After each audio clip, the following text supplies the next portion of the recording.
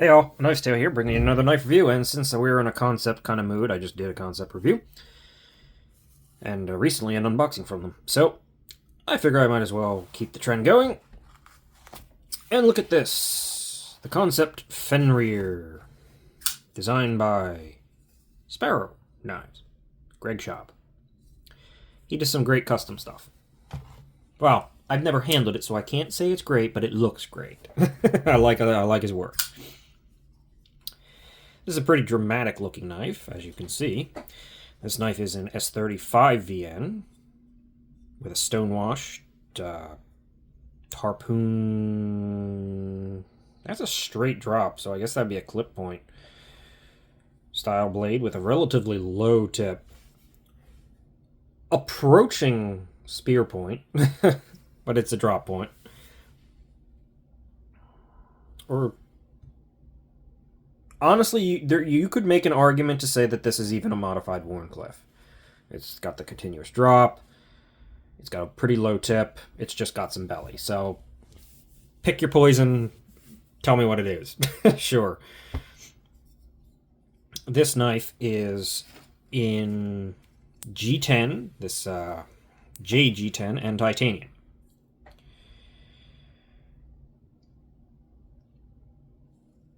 It is a liner lock, front flipper with thumb studs,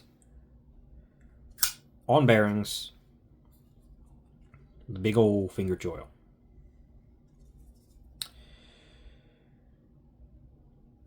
Let us get to specs. I was looking for the stupid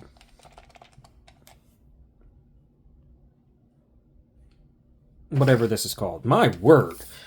I'm going to stop. This is a measuring tape, and I need to start thinking. Alright, blade length to the tip of the scale. It's usually where I measure to.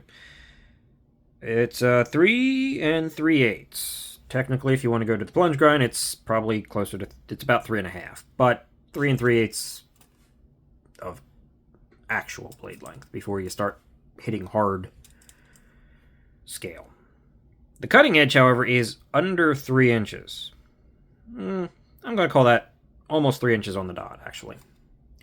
The overall size in inches is 7 inches and 7/8, and the handle is about 4.5. Not a huge knife, not a tiny knife. Pretty medium-sized. I think I'd call that a full-size knife is what I usually refer to it as, compared to the Civivi Elementum and Conspirator. It is... I don't know if you can tell. It looks bigger, but if you actually look at this line here, I think the Conspirator is actually a tiny bit longer. Yes, it is. It doesn't look like that because you're on an angle and everything, but Conspirator is actually bigger. This is a medium or full-size knife, whichever you want to call it. We are dealing with contour, tie, and it's not... I mean, it's tall. It's a tall knife, but not quite as tall as, say, a Spyderco. I don't have one readily available, but it's also a bit thicker than the Elementum. Let's see how it compares to the Conspirator. I think it might be a tiny bit thicker than the Conspirator, but only a tiny bit. It's pretty comparable in that regard. Let's see. But it's contoured, so you're always going to get a little bit more thickness. 535 thousandths, so it's over half an inch, but just barely. Blade stock. 136 thousandths. I'm going to call that 135 probably is what they were going for.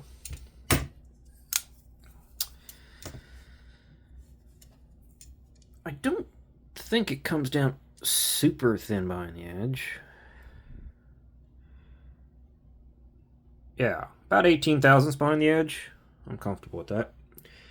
Not the thinnest blade ever, but 18 thousandths is sort of a good medium all around. 20 thousandths is you're starting to push it. 14 thousandths you're starting to get real thin. 17, 18 thousandths is pretty universally decent. So it's a functional good blade. That came deceptively sharp. Like, it bites a little bit more than you're expecting it to because it doesn't feel like it's going to. It feels slick, and then it bites a little bit. It's alright. It's not the best S35VN I've ever had. It's not the best edge out of the box. This is not out of the box. This has been used lightly and has lost a bit of that. But it wasn't bad. Let us get weight.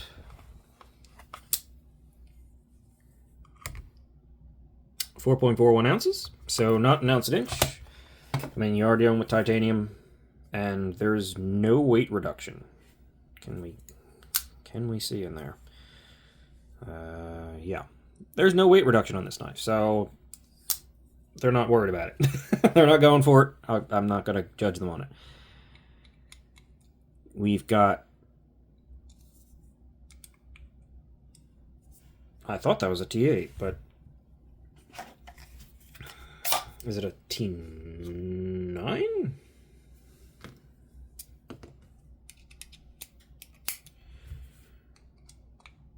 Yeah, that's a T9.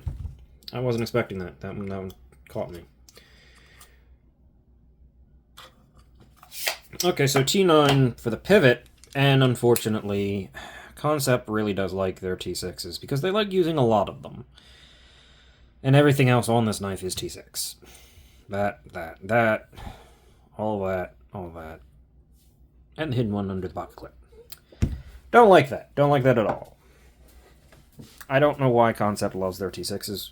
A lot of companies love their T6s, but Kansept likes to use quite a few fasteners on their knives, and on, well, some of their knives. And for some reason, T6s is often where it lives. And yet, the one I recently unboxed is T8. I guess it depends on the designers. Maybe? I don't know. Hardware, thickness. Yeah, that's all the specs. So, talk about this knife. Dramatic blade shape. Plunge grind ends here. You should definitely have had more plunge. It's definitely closer to the edge than I would like to see it. It doesn't give as much life as I want. And this is going to be one where I don't know if you extend it to keep the choil going, you kind of have to wear away at quite a bit of material here, right? You're going to have to take an arc out of it to keep it feeling normal. So honestly, this is one they should have probably prioritized making sure that plunge grind, which really does hit down to here, is further back. That is just, as someone who will possibly sharpen this knife in the future, is only going to get a couple sharpenings out of. The edge overall, however, is very even. I've noticed that. Well, it's actually a little bit... The bevel is actually a little bit thinner here on this side than it is on this side. Of course, I say something and then immediately notice the contrary, so... Yeah. Ergos. Ergos are really good. This knife is... It's more neutral than it looks, but it's also very, like, this is where it wants you here. You can do wherever else you want after that, but this is where it wants you here. This jimping is pretty much worthless, but you got the harpoon, you got the choke up. That is also, again, still reasonably comfortable. It could have not been comfortable because of the sort of hard change to the angle there. That sloping cut can sometimes be, but it's such a large choil, it doesn't really make a difference.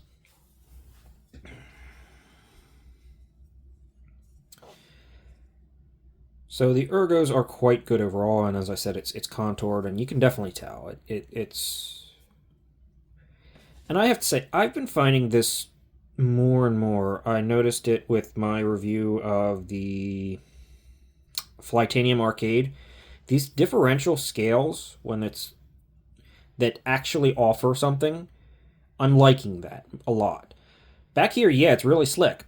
The G10's not, and it offers texture and traction, and it offers, I mean, not a lot of texture, but it offers a different feel in the hand, so you really kind of know where you are on the blade or on the handle. And I don't know, like with the arcade, there was aluminum, and then there was that micarta inlay, and it offered meaningful traction back here and allowed you to get additional control. This one sort of feels like it's just better up in here. I've noticed that recently, that I've been liking that. That's a meaningless little side thing, but it's interesting. Stop pin hits way up there, so they could have put the stop pin hits. Jeez, it's got to be up here. Yeah, it's way up there. So they could have definitely put that joil or the plunge grind up to here and given us a ton of life, but meh. Despite it not looking like it has a lot of room to drop here, it stays reasonably thin, so it's not going to get too thick too fast. That's a good thing. Logo, Kansept, fine. I don't like seeing their numbering system on their knives. I don't like seeing the name of the blade on the knives, and I don't know why the guy who designed it needs both his logo and his name on it. Kansept gets a little carried away with some of their branding, but they keep it small, so it's not as bad as it could be.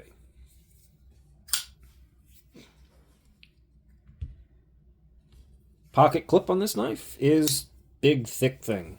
You definitely feel it. It's not uncomfortable in the slightest. Good retention. Wow, okay. Yeah, I've had no problems with this pocket clip. It's a little bit flat on the end. I think they could probably have taken a little bit of that off and given us a little bit more rise from it to make it easier in and out of the pocket. But it's functional. It's not a problem in the hand, so it doesn't bother me. Again, nitpicking here. I do like this reverse sort of pattern they've got going on here. And they offer this in a lot of variants, which I'll actually save to the end when I'm talking about price and everything. As I said, this is a front flipper. Not the most attractive front flipper when it's closed, with this big little nodule on there. And the chimping doesn't really offer a whole lot of traction. It's mostly that this is just a really high, really big front flipper. That makes it easy to do. And you can do the whole everything, pretty much. So the jimping is, I mean, it's there, and maybe it provides a tiny bit, but it's pretty smooth down. I think it's the stonewash that's just keeping everything really softened on this knife. The only real major issue I have with this knife is these thumb studs. I do not like them at all. They are so rounded and slick that they are super easy just to slip right off of. You can make them work, but unless you really go for it, they're not necessarily the most satisfying things, and you do feel like you're slipping off of them. They just don't provide grip. The slow roll is also a little bit funky because if you're too far forward with your finger, because of how long the front flipper is, you can get caught in there.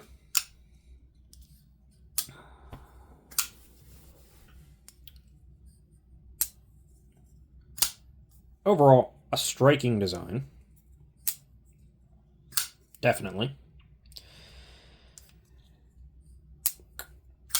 Could use a couple tweaks to its execution. Maybe a little bit more aggressive jimping, pull the plunge grind back, and give us maybe just a little bit more off this clip.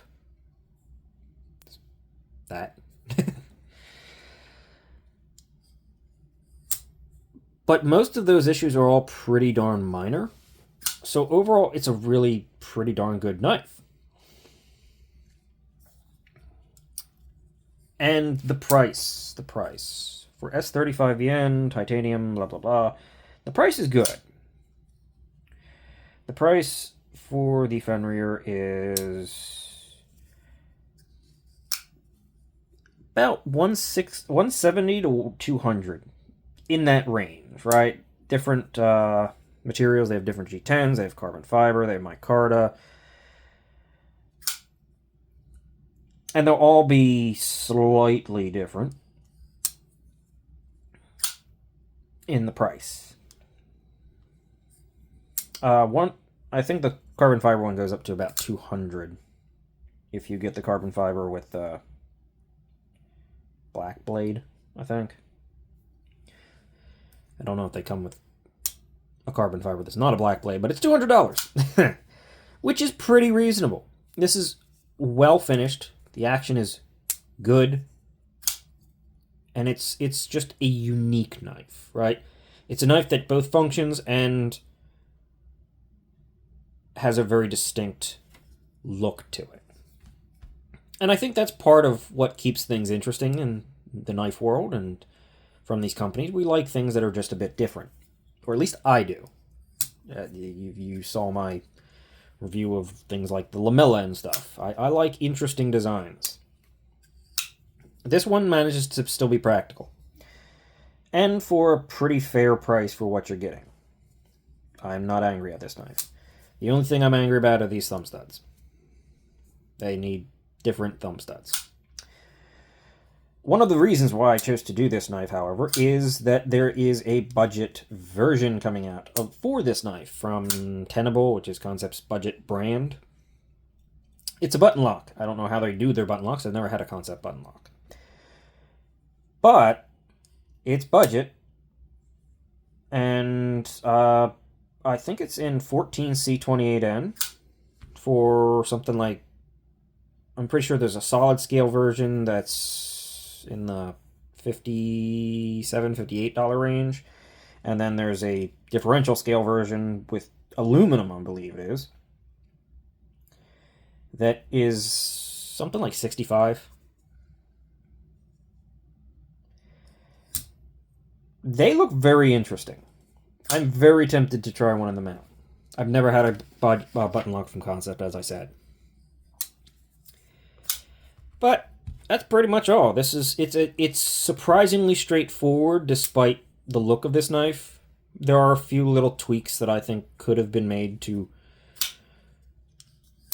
improve certain things, mostly the jimping and the thumb studs. But, well, actually, no, it's the thumb studs and the plunge grind, then maybe the jimping, because the jimping is almost immaterial. It's just such a tall flipper here. Other than that, yeah, I like this one. This one. Thanks for that. I'm going to stop before I cut anything else here. So, yeah, this is a good one. The Sparrow Design Kansept Fenrir. Thanks for watching, guys. Have a good day. See you.